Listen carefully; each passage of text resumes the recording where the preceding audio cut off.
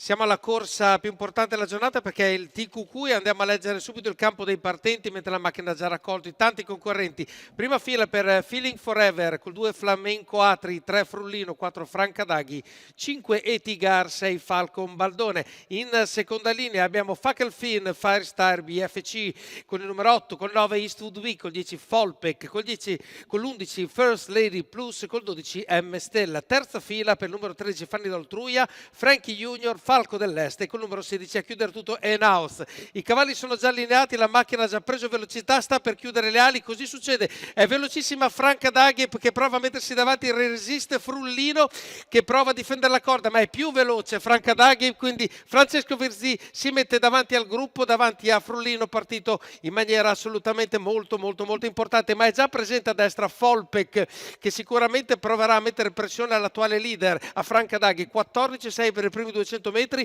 si presenta Folpec e Francadaghi lo fa accomodare in prima posizione, cosa che era normale e giusta che fosse. 14,6 per la partenza, viene squalificato il numero 5 di Etigar che quindi si estromette dalla corsa. 400 metri in 15 ore arriva già il favorito, uno dei due favoriti è Naos che mette pressione a Folpec e vediamo quali saranno le scelte di De Filippis. Sembra intenzionato a concedere la leadership della corsa a Alessandro Gossodoro che si è presentato con Enaoz, che a questo punto ha fatto il grosso del lavoro e si presenta davanti alle tribune dopo il 14,9 della curva. Enaoz taglia ora il passaggio qua degli altri 200 metri trascorsi e siamo a 58,9. Comunque abbiamo fatto andatura assolutamente. Enaut se ne va, prende 2-3 lunghezze di vantaggio. Folpec rimane distaccato, dietro di lui sempre Francadaghi e poi il gruppone a seguire.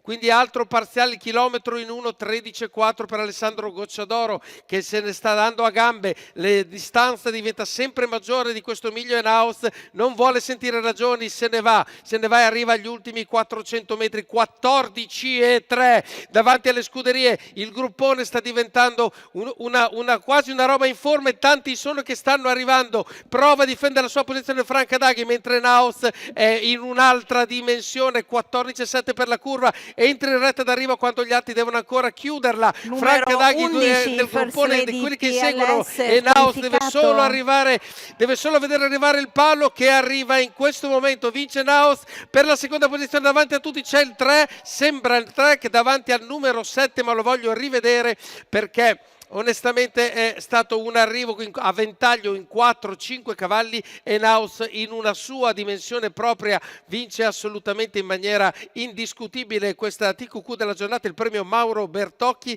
E Naus con Alessandro Gocciadoro al training e alle guide per la Jolly Stable e questo castrone di Victor Joe e Naomi DVS. Al secondo posto il 3, poi abbiamo il 7, il 4 e il 13, quindi Fackelfin direi che si prende la terza moneta e poi Francadaghi e direi Fan Idoltruia a chiudere la TQQ, ma la riguardiamo ancora una volta. Quindi Enaus assolutamente per fatti suoi e la guardiamo ancora allo slow motion.